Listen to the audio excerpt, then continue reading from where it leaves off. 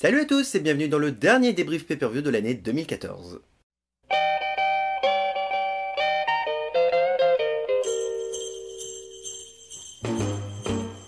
Jingle bell, jingle bell, jingle bell rock.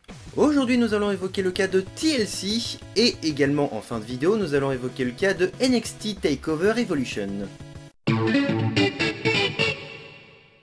Premier match de la soirée pour le titre intercontinental sur un ladder match, Dolph Ziggler versus Luke Harper. Alors, pour un opener c'est même très bien, pour une fois on change du traditionnel match par équipe en tag avec les Usos, et pour une fois on se met avec Ziggler. Pour une fois, c'est quelque chose de très étonnant je dois dire, et dans étonnant vous allez voir que, ou plutôt entendre, que finalement Ziggler a été quasiment mené pendant tout le match, avec quand même une performance acceptable, des choses très sympas, comme par exemple un zigzag depuis une échelle sur le Harper, ce qui est même plutôt awesome qu'on peut dire. Le public a même dit holy shit plusieurs fois, donc preuve que c'était un mouvement incroyable. Mais j'ai eu un sentiment de David contre Goliath et que Ziggler s'est fait mener pratiquement pendant la moitié du match. J'ai bien dit moitié, non pas trois quarts du match. Ziggler a quand même montré des choses très sympas, mais je l'ai senti vraiment mené comme si l'adversaire n'était pas fait pour lui, comme s'il était beaucoup trop fort pour lui. Certes, il a réussi à contrer le fait qu'il soit agile, rapide, alors que son adversaire est lent et certes très fort. Ça joue un petit peu, mais Ziggler n'était pas du tout fait pour affronter ce mec. En tout cas, heureusement qu'il y avait la stipulation des matchs de l'échelle, parce que sinon, en match simple, je pense que Luke Harper l'aurait remporté assez facilement. Victoire du coup de Dolph Ziggler qui récupère son titre, et qui du coup finit sur une très bonne note, en tout cas pour l'année, et en ce qui concerne les pay-per-view, surtout après les Survivor Series et maintenant TLC. Deuxième match de la soirée, The Usos versus Miz et Mizdow pour le titre par équipe. Alors, mis à part que Mizdow a encore une fois volé toute la vedette au Miz, il arrive même à faire rire les Usos en plein match. C'est dire à quel point ce mec est totalement barré. Mais à part ça, The Miz fait quasiment le match à lui tout seul. Et se tape les deux Usos sans passer la main à son collègue. Chose assez marrant quand même, le fait d'avoir Mizdow d'un côté du ring, Miz de l'autre, et un des deux frères Usos qui du coup se tourne vers l'un, se tourne vers l'autre, se tourne vers l'un en disant c'est lequel que je dois prendre là. Mais à part ça, le match reste sympa. Comme quoi. Mais encore une fois, c'est Mizdow qui fait toute l'attraction du match. La preuve, le public n'arrête pas de scander Mizdow là où The Miz est totalement ignoré. Voilà. Mais pourtant, victoire quand même des Usos par disqualification, ce qui permet du coup à Miz de récupérer encore une fois sa ceinture. Plutôt ses ceintures et son Slammy Award. Mais bon, le match reste sympa. Pour une fois, les deux premiers matchs restent de bons openers, ce qui permet vraiment de se mettre dans le bain rapidement. Ce qui n'est peut-être pas forcément le cas de tous les matchs en termes de qualité. Tous les matchs de ce pay-per-view ne sont pas forcément bons, mais on va le voir tout de suite. Un troisième match de ce pay-per-view avec une stipulation inédite à la WWE, le Stairs Match, le Steel Stairs Match, opposant Eric Rowan au Big Show. Donc en gros, un grand chauve barbu fort affrontant un autre grand chauve barbu et fort. Dans une stipulation dont je n'ai absolument rien compris. Voilà. Alors on va certainement me dire ouais mais ça se passait comme ça, ouais mais ça se passait comme ça. Sincèrement, à mon humble avis, franchement, ce n'est que mon propre avis, vous êtes capable de me dire dans les commentaires de la vidéo ou ailleurs ce que vous avez pensé du match, mais le match m'ennuyait, clairement. Franchement, je me suis fait chier pendant tout le match, la stipulation avait l'air sympa, mais autant mettre un match sans disqualification, ça aurait fait la même chose. J'étais terriblement déçu, je ne m'attendais pas à grand chose non plus, mais quand même, pas cool. Franchement... Même le public, là-bas, scandait « boring ». C'est dire à quel point le match était ennuyeux. Comme quoi, j'aurai un petit avis sur les matchs heavyweight, vous allez voir tout à l'heure. Quatrième match, un tables match pour déterminer qui sera le challenger numéro 1 face à Brock Lesnar. Enfin, techniquement, Cena l'était déjà avant le match, mais Rollins pouvait espérer être le nouveau challenger face à Lesnar au Royal Rumble. Donc, Cena commence à être habitué maintenant des tables match. 2009 à TLC face à Sheamus qu'il a perdu, un autre tables match face à R-Truth le jour de la pipe bomb, et ces 2 tables match, il s'est fait avoir. En tout cas, il a perdu à chaque fois. 3e tables match pour John Cena, dont son 2e à TLC. Est-ce qu'il va l'emporter? Oui.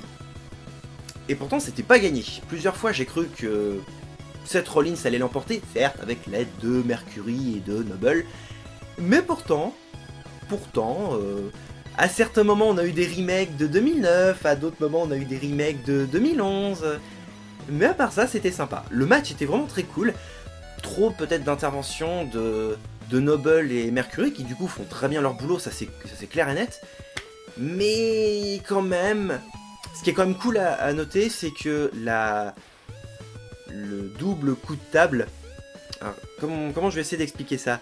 Cena et Rollins, du coup, passent à travers tous les deux une table. L'arbitre se relève et voit tous les deux catcheurs à travers les tables. Le truc, c'est que maintenant les arbitres arrivent, déclarent au départ Cena, puis finalement Rollins, puis finalement l'arbitre du match déclare qu'il faut relancer le match. Pourquoi pas? Et c'est alors que Big Show arrive, commence un petit peu à fracasser Cena, et là qui c'est qui fait son retour? Non pas Brock Lesnar, mais Roman Reigns, la superstar de l'année dans la catégorie des Slammy Awards. Ou plutôt l'inverse, Slammy Awards de l'année dans la catégorie superstar de l'année. Bref, on s'en fout.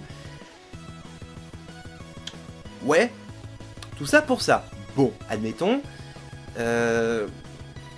Bon, victoire comme de Cena, je l'ai déjà dit, mais... Le seul moment sympa, c'est le double attitude adjustment que porte Cena sur Mercury et Noble en même temps à travers une table. Mais à part ça, le match reste sympa. Étrangement d'ailleurs, Cena, qui est pourtant actuellement l'un des seuls main eventers vu qu'Orton est blessé, Cena n'est pas au main event justement. C'est marrant quand même, hein. Je veux dire, un match comme ça, en plus avec un retour, en plus avec une interférence celle du Big Show en plus, un match comme ça n'est pas au main event. Pourtant, il pourrait l'être. C'est un match de type main event, en tout cas, ce genre de match qu'on pourrait facilement retrouver dans un autre main event, d'un autre pay-per-view. Mais étrangement, le match est en plein milieu du pay-per-view.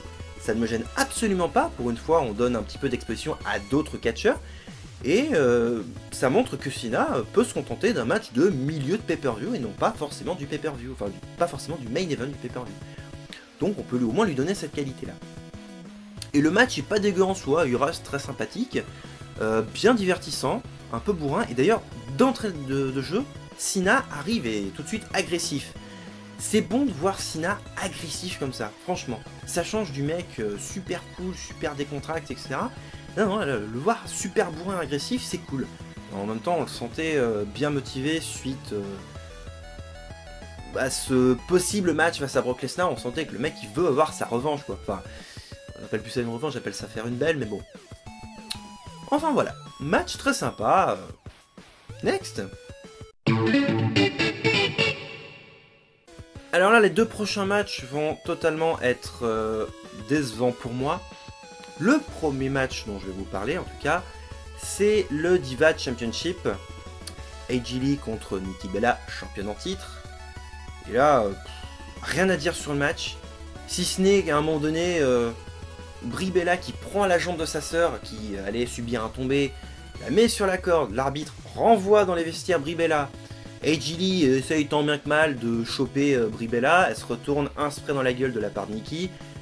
Elle lui fait sa fameuse prise qui ressemble au finisher de Lex Luger. Ouais, je sais pas le nom et je m'en fous au pire. Et victoire de Nikki Bella. Donc franchement le match était vraiment bancal. Et là je vais faire le parallèle avec le match sur NXT, Charlotte versus Sasha Banks à TakeOver Evolution, dans la même semaine. Hein. Ce match là à NXT, pour moi efface ces dernières années en termes de match de diva à la WWE. C'est dingue ce qu'une division secondaire arrive à faire aussi bien, voire même meilleur que le roster principal. Et le roster principal fait des matchs je suis désolé de dire ça, c'est honnête, mais de merde. Clairement, les matchs du roster principal ne sont pas aussi bien que ceux d'NXT. Et NXT, ils ont fait des matchs de taré, mais j'y reviendrai en conclusion. Là, je voulais juste parler du match des Divas, qui pour moi, celui d'NXT est largement meilleur.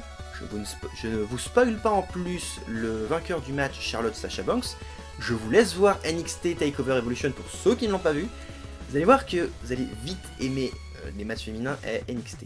C'était déjà mon cas en plus. Alors rapidement, 6ème match, Ryback contre Kane. Oui, cette fois-ci je vais pas faire de boulette avec Rusev, ce serait bien, je vais éviter de confondre comme à la précédente vidéo. Rien à dire, victoire de Ryback. Voilà. Ah non, mais j'ai vraiment rien à dire. Hein. Match suivant. 7ème match, pour le titre United States, Rusev, cette fois-ci, contre Jack Swagger. Alors, à la différence du match précédent, celui-là, je risque d'avoir des petites choses à dire. Le match était vraiment très sympa, avec une entrée de Rusev qui, du coup, montre tout de suite ses failles et ses faiblesses. Sa jambe gauche, qui, du coup, est encore un peu blessée. Je dois dire que, de plus en plus, on sent les failles et les faiblesses de Rusev. On sent qu'il devient de plus en plus... plutôt de moins en moins performant au fil des pay-per-view. Commence à montrer des lacunes, etc. Et Jack Swagger en profite. Il en profite même bien comme il faut, parce que du coup, j'ai même cru à plusieurs moments qu'il allait remporter le match, surtout avec son ankle lock qui était très très bien placé, parce que Swagger subit une soumission. Il se relève de la soumission et fait subir à son tour une soumission à Rusev, qui lui-même se rétablit et fait subir une soumission à Jack Swagger. Victoire de Rusev par soumission du coup, mais le match était vraiment sympa, et encore une fois trop court. C'est ça mon problème avec Rusev, je n'arrive pas à l'apprécier sur des matchs courts. J'aimerais avoir un bon match long comme pour Dean Ambrose. Et c'est bien ça le problème. Je sais que ce mec a un potentiel de bourrin, comme l'avait Vladimir Kozlov en son temps par exemple, mais j'aimerais avoir un vrai bon match bourrin avec un gros enjeu pour Rusev, et je suis sûr que ça ferait quelque chose d'énorme. Mais je reste encore sur ma faim, mais ça reste mieux que les deux gros matchs heavyweight qu'on a eu précédemment, plus le match des Divas. Maintenant, passons au main event.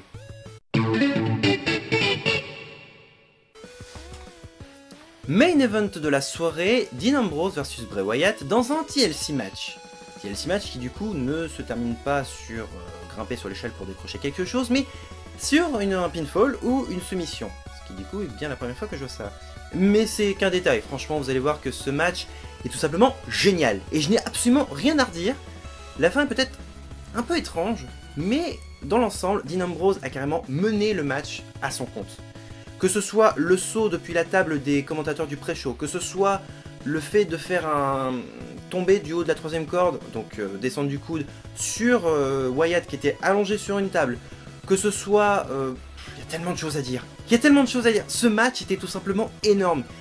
Et je comprends mieux pourquoi ce match-là était en main event. Sérieusement.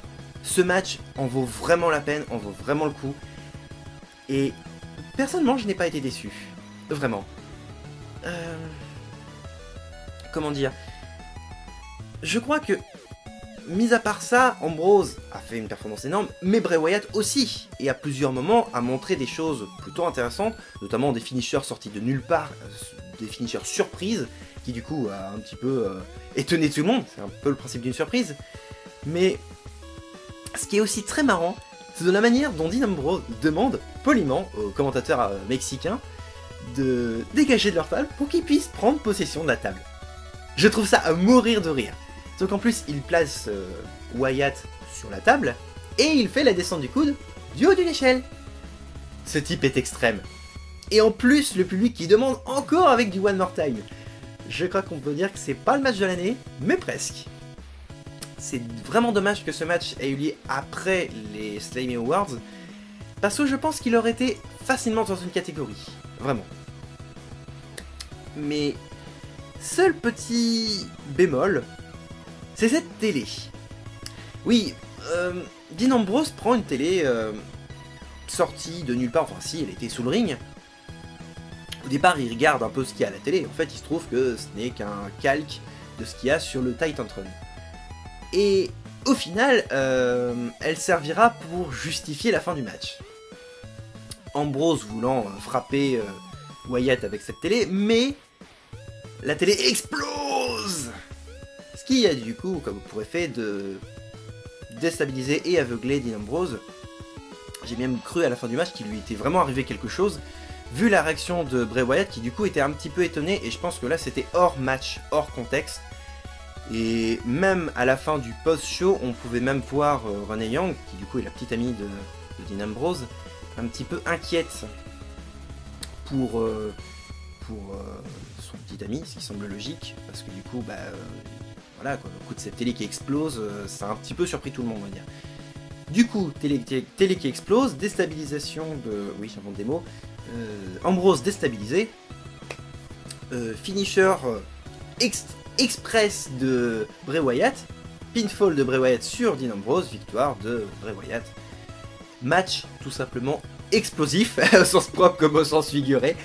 Match vraiment excellent et je ne suis absolument pas déçu de ce main event. Et même s'il n'y a pas eu de titre mondial dans ce pay-per-view, ce match compense l'absence de titre mondial. Vraiment.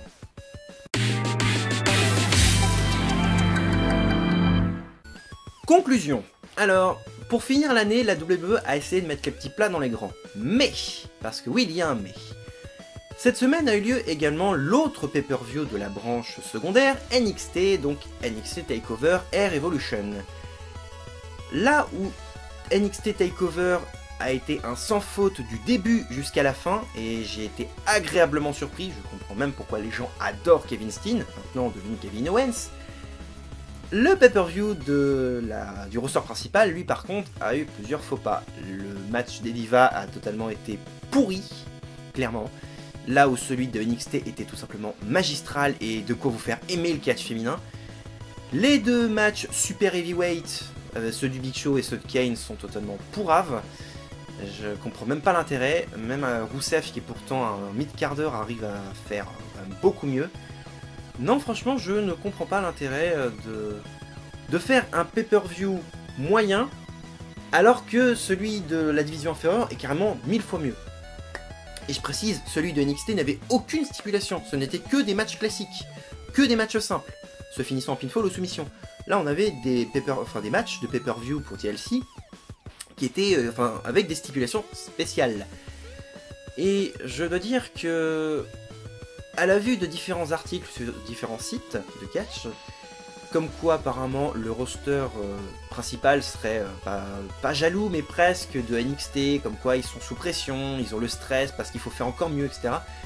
Bah ouais, sauf que le roster principal, je pense, à mon humble avis, qu'ils se considèrent comme étant pour acquis.